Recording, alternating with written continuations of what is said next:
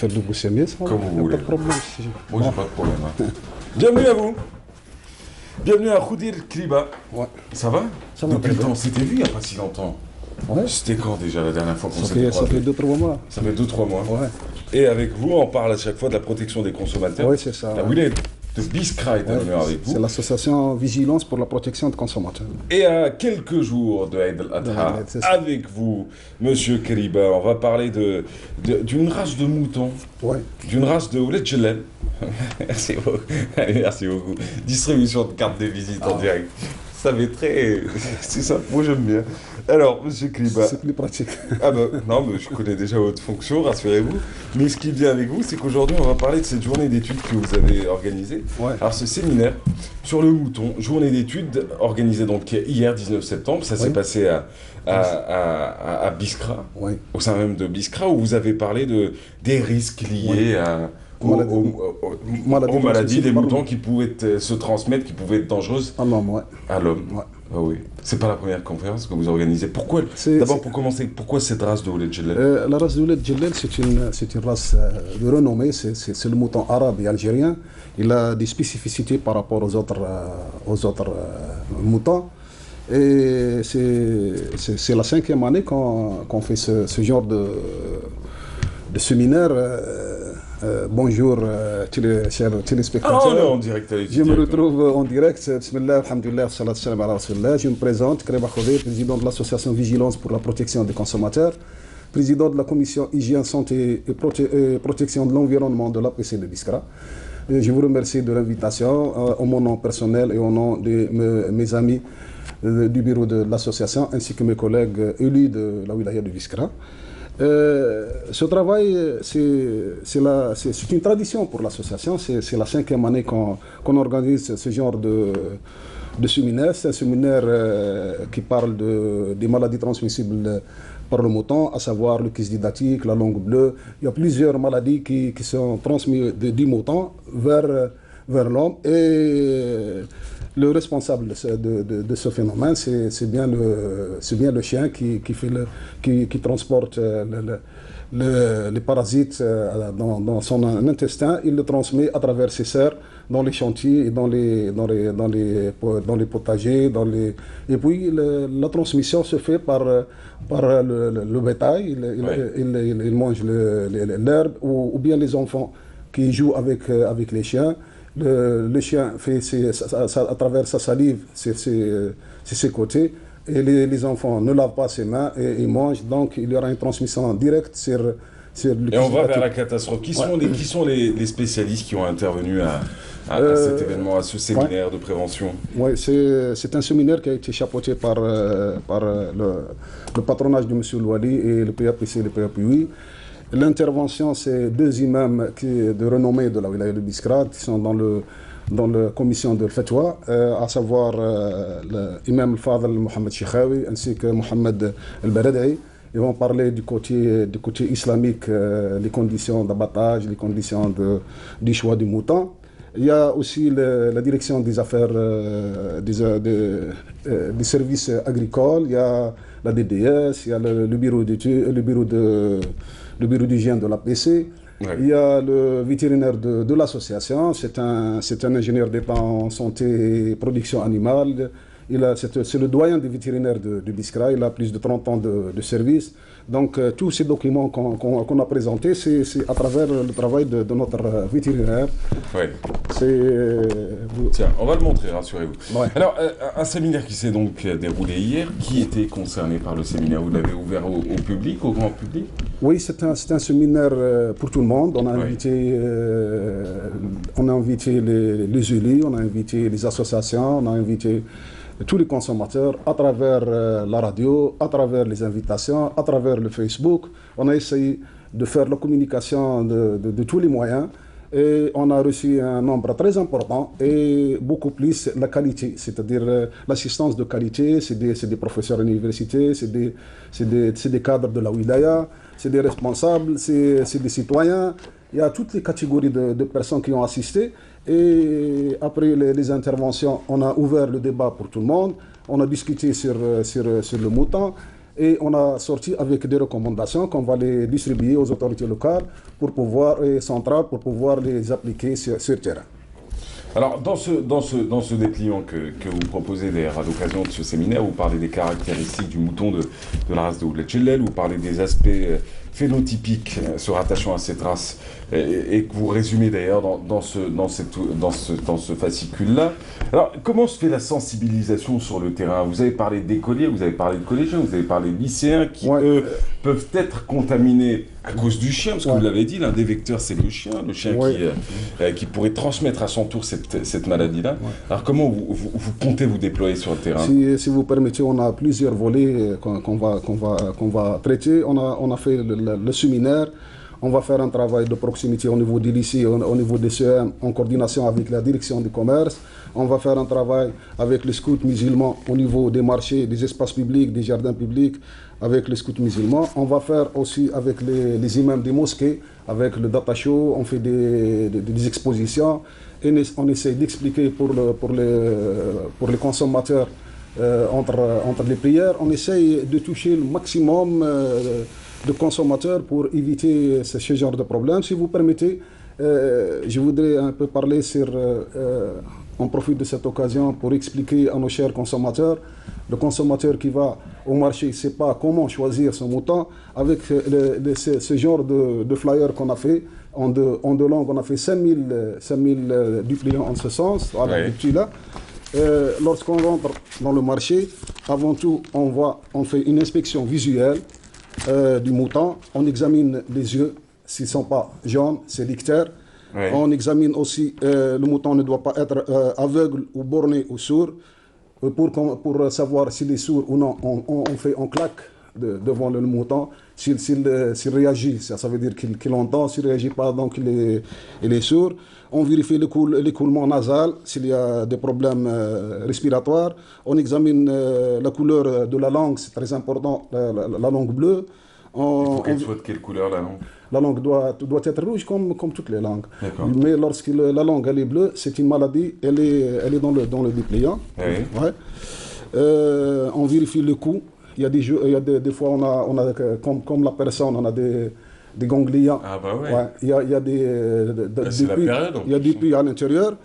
On vérifie le bas-ventre s'il n'y a pas de présence d'hernie. On choisit le mouton propre et d'une laine dense. On vérifie le ventre, qu'il ne soit ballonné. Attention, il y a des spéculateurs qui gonflent le mouton la veille de l'Aïd, qui donnent de l'eau salée pour le mouton. Il avale beaucoup d'eau, il se gonfle, il donne l'impression qu'il est gros. On vérifie l'anus s'il n'y a pas de présence de diarrhée. On vérifie les doigts s'il n'y a pas de blessure. On laisse le mouton bouger pour savoir qu'il est en bonne forme. Ça, c'est pour le... Ça, c'est important. Voilà, ça, c'est pour le choix du mouton. Pour le choix du mouton. Si vous voulez qu'on passe à un autre point très important, c'est le contentieux de l'animal. Comment prendre l'animal dans notre véhicule, comment faire l'abattage, puisque les gens n'ont pas cette culture, si j'ose dire. Ne jamais attraper l'animal par la laine, c'est un traumatisme. Ne jamais attraper l'animal par les cornes, risque d'avoir des accidents. Pour mobiliser votre mouton et le mettre dans le véhicule, il faut que les trois pattes seront liées solidement et laisser la patte de droite antérieure pour qu'il puisse lever la tête pour respirer. Pour faire marcher votre mouton, il faut attraper le mouton de la patte droite, du train postérieur et la main gauche autour du cou. Pour le conseil de préparation à l'abattage, si vous nous donnez un peu l'occasion, c'est une action très importante. La préparation du mouton avant l'abattage, il faut que l'animal reste à la diète pendant 24 heures. Il ne mange rien, il n'en donne que de l'eau. C'est pour éviter l'accumulation des déchets lors de l'abattage. Cette opération... Ça, c'est les conseils d'ordre pratique. Cette opération résulte à obtenir une très bonne viande et en plus, elle évite l'accumulation des déchets au niveau de l'estomac et facilite l'entretien et le lavage des abats.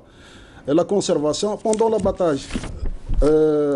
Pour les gens qui font l'abattage au niveau de l'abattoir, le problème ne se pose pas. L'abattoir doit être disposé de personnel compétent, le port de tablier, le sacrificateur doit avoir des certificats médicaux, l'eau doit être présente obligatoirement. Et après l'abattage, durant le transport, la carcasse doit être emballée dans un tissu couvert de plastique très propre pour éviter le contact de la viande. Ouais. Et après, on enterre où? Et pour le second, il va pas répondre à toutes mes questions, j'ai compris. Si ça ne vous gêne pas, allez-y, ça ne me dérange pas du tout. Voilà, si l'abattage, généralement, c'est les gens font de l'abattage chez eux. Donc, il faut avoir un endroit propre, il faut avoir beaucoup d'eau, l'hygiène de l'endroit et la personne qui fait l'abattage.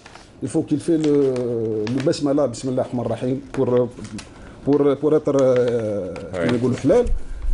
avoir une corde solide et un crochet pour pouvoir suspendre l'animal. Ne pas griffer l'animal, c'est très important, par la bouche, puisqu'il peut y avoir une contamination entre le mouton et les gens. Ouais, il faut le gonfler avec une pompe. Ah ouais, éviter de faire le déshabillage sur le sol. L'opération doit se faire lorsque l'animal est suspendu. Se munir d'un couteau bien aiguisé, c'est très important aussi. Pourquoi on utilise un couteau bien aiguisé? C'est pour l'éjaculation importante du sang. Ouais. Lorsqu'on fait l'abattage avec un couteau bien aiguisé, l'accumulation de sang soit importante et par conséquent, les microbes sortent avec le sang. Ça le plus important de ça. Après avoir égorgé la bête, laisser agir pour qu'elle puisse se vider du sang.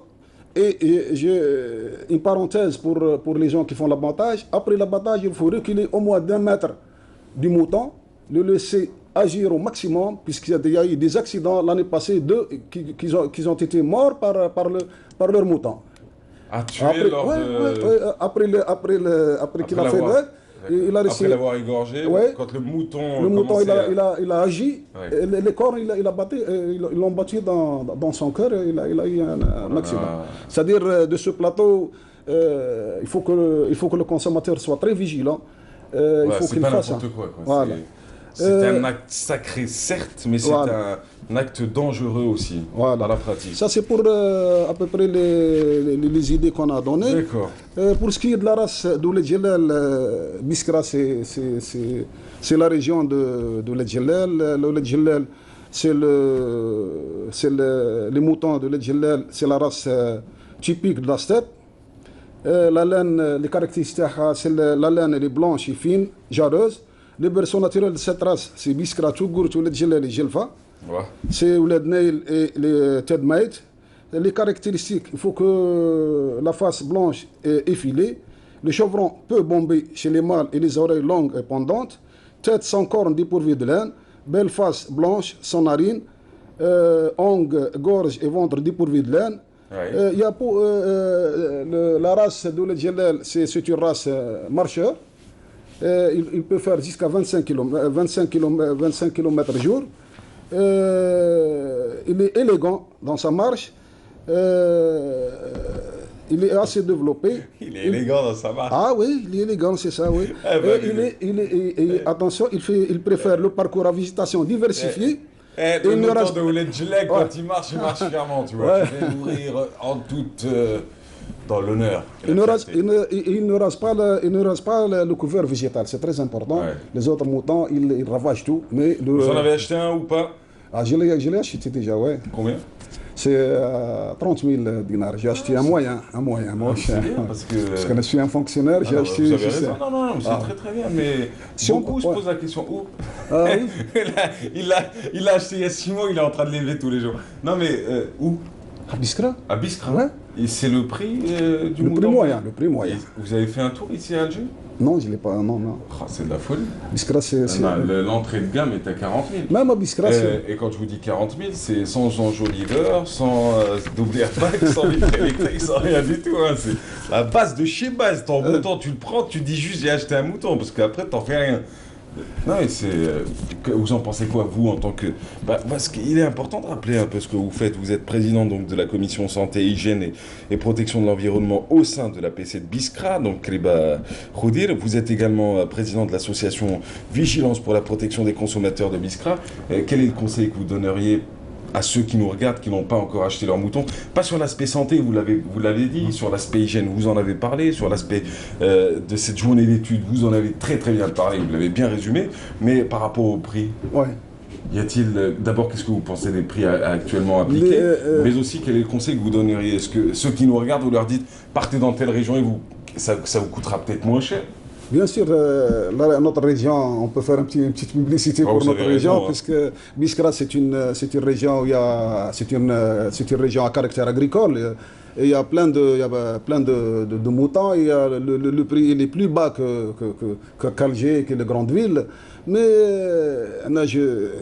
je conseille à notre cher consommateur, ce n'est pas une obligation d'acheter le mouton si on n'a pas, les moyens. Ouais. Et si une famille, ils peuvent, c'est-à-dire s'associer pour acheter, pour éviter. Mais n'oublie pas qu'on a passé par le ramadan, l'été, la rentrée scolaire, le mouton. Donc un fonctionnaire qui n'a pas les moyens.